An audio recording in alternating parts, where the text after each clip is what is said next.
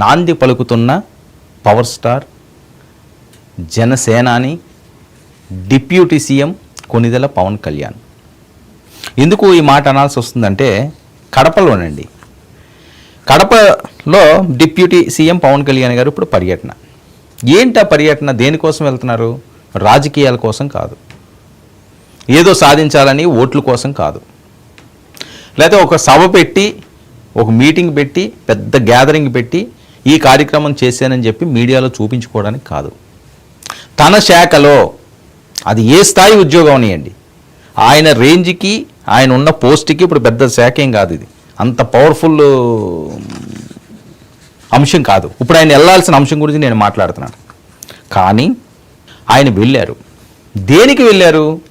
తన శాఖలో ఉన్న వ్యక్తికి వైఎస్ఆర్సీపీ నుంచి ఆయనకి థ్రెట్ వచ్చి అతన్ని అటాక్ చేసి దారుణంగా అతని మీద దాడి చేస్తే పరామర్శించడానికి వెళ్ళారు. ఆయన్ని నేనున్నానని భరోసా ఇచ్చి ఓదార్చడానికి వెళ్ళాడండి. ఎక్కడ? కడప. ఫోన్లో మాట్లాడొచ్చు, వీళ్ళ దగ్గర ఐఏఎస్ ఐపీఎస్ అధికారులు ఉంటారు, వాళ్ళని పంపించవచ్చు, కానీ అది పట్టలేదు. నేను డీటెయిల్స్ అని చెప్తాను. రిమ్స్లో గాలివీడు ఎంపీడీఓ జవహర్ను ఈయన పరామర్శించడానికి వెళ్ళాడండి. గతంలో తమ శాఖకు సంబంధించి ఎవరికైనా ఏదైనా ఇలాంటి దాడులు జరిగితే డిప్యూటీ సీఎం స్థాయిలో ఎవరైనా డైరెక్ట్గా ఆ ఊరికి వెళ్ళి అక్కడ పలకరించడానికి చూసావు. ఎవరైనా చనిపోయారు లేకపోతే ఏదైనా జరిగింది ఘటన అంటే పెద్ద ఆఫీసర్ అయితే ఆ మంత్రి గారు ఎవరో వెళ్తారు, లేకపోతే వాళ్ళ కుటుంబ సభ్యులను ఓదార్చి వస్తారు. కానీ ఇది అది కాదు. ఎంపీడీఓ గాలివీడు ఎంపీడీఓ ఆయన్ని వైఎస్ఆర్సీపీకి సంబంధించిన కార్యకర్తల వాళ్ళు దాడి చేశారట. దీన్ని పవన్ కళ్యాణ్ చాలా సీరియస్గా తీసుకుని అక్కడికి వెళ్ళిపోయారు.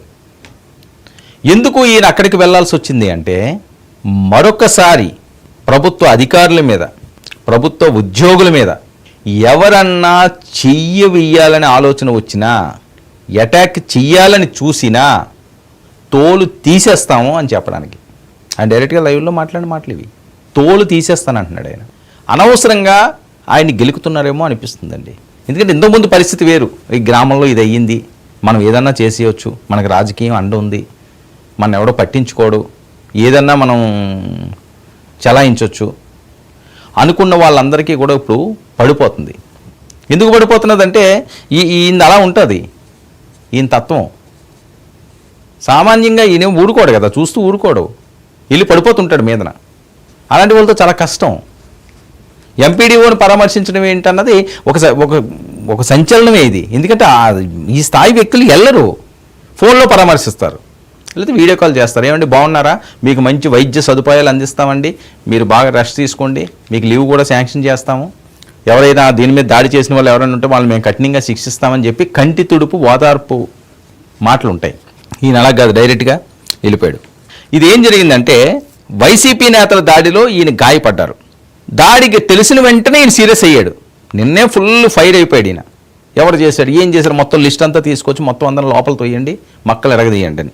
దాదాపు 15 మంది దాకా వచ్చి ఆ ఎంపీడీఓ మీద దాడి చేశారు.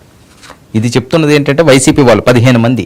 ఇది వ్యక్తి మీద కాదు, రాష్ట్ర యంత్రాంగం మీద జరిగిన దాడి అన్నది కొణిదెల పవన్ కళ్యాణ్ గారండి, డిప్యూటీ సీఎం గారు.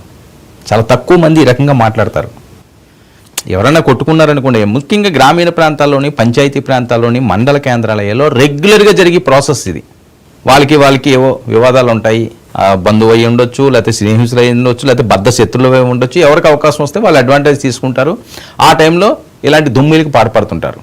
కానీ ఈయన దీన్ని ఏమంటున్నాడో చూసారా? ఇది కదా రాజకీయం అంటే, ఇది కదా పవర్ అంటే. ఏమంటాడు ఈయన? ఇది వ్యక్తి మీద దాడి కాదు, రాష్ట్ర ప్రభుత్వ యంత్రాంగం మీద దాడి అంటాడు. అంటే ఒక రాష్ట్రం మీద జరిగిన దాడిగా ఒక డిప్యూటీ సీఎం వర్ణించి ఆ ప్రాంతానికి వెళ్ళారు అంటే రేపు ఎవరైనా ఎవరి మీదైనా గొడవకు వెళ్ళడానికో, కొట్టడానికో, తిట్టడానికో, బెదిరించడానికో సాహసిస్తారా? సో ఎక్కడో దగ్గర ఫుల్ స్టాప్ పడాలి. గత చరిత్ర ఏదైతే ఉందో ఆ చరిత్రని పూర్తిగా తుడిచేయాలి. ఎలా చేస్తే, ఎలా నియంత్రిస్తే మీకు కిందకు వస్తారు మేము చేస్తాం. మీరు గాల్లో విహరిస్తూ ఉన్నారు. 11 సీట్లు వచ్చి ఇంకా గాల్లో విహరిస్తున్నారు. మొత్తం మీకు ఎలా కిందకి దించాలో మాకు బాగా తెలుసు, చేసి చూపిస్తాం.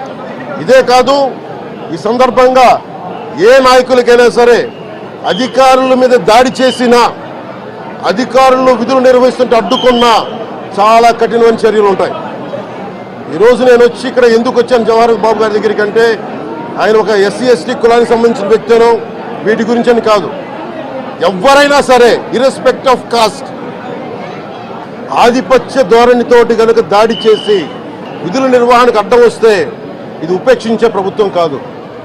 ఎస్పీ గారికి కూడా చాలా స్పష్టంగా చెప్పాం, ఎవరైతే తప్పించుకొని తిరిగారు ఇంకో 9 మంది వారిని కూడా పట్టుకోమని చెప్పాం. వారికి తగిన విధంగా కౌన్సిలింగ్ చేయాలి, అలాగే కఠినమైన శిక్షలు పడాలి. మీరు లాయర్లు అయి ఉండొచ్చు గతంలో, మీ చట్టాలు కానీ మీ గతంలో మీ అధికారాలు కానీ ఏవి మిమ్మల్ని రక్షించలేదు, మీరు గుర్తుపెట్టుకోండి. అలాగే ఈ విషయంలో ప్రజలకు కూడా చెప్తా ఉన్నాను, యువతకు కూడా చెప్తున్నాను, ప్రత్యేకించి రాయలసీమ యువతకు కూడా చెప్తున్నాను, మహిళలకు కూడా చెప్తున్నాను, మీరు దయచేసి భయపడకండి. ఈరోజు జవహర్ బాబు గారి భార్య భయపడతా ఉన్నారు. మీరు మాట్లాడితే కూర్చొని వాళ్ళ నాయకుడు కూడా మీరు కూర్చొని ముందు ఇవి కరెక్ట్ చేయండి, ఇలాంటివి కరెక్ట్ చేయండి, మీ పార్టీ వర్గాలు మీరు నియంత్రించుకోండి. 11 సీట్లు వచ్చినా ఇంకా మీరు దాడులు చేస్తూ ఉంటే మటుకు ఉపేక్షించే ప్రభుత్వం కాదు ఇది. అలాగే ముఖ్యంగా రాయలసీమ యువతకు చెప్తున్నాను, ఇలాంటి తప్పులు జరిగినప్పుడు ఆధిపత్య అహంకారంతో దాడులు చేస్తున్నప్పుడు నిజంగా మీరు ఎదుర్కోండి, మేము అండగా ఉన్నాం మీకు. ఆడు మనోడే, ఈడు మనోడే, మనం ఏం చేసినా పర్లేదులే, మనం ఎంకరేజ్ చేయాలి, మనోడు కదరా, ఆడేదో తొందరపడి ఏదో తప్పు చేశాడు, దాన్ని ఏదో చెయ్యాలని, ఇలాంటివి కదా ఇప్పుడు వరకు వచ్చేవి. వాటిలన్నిటికీ కూడా ఈయన చరమగీతం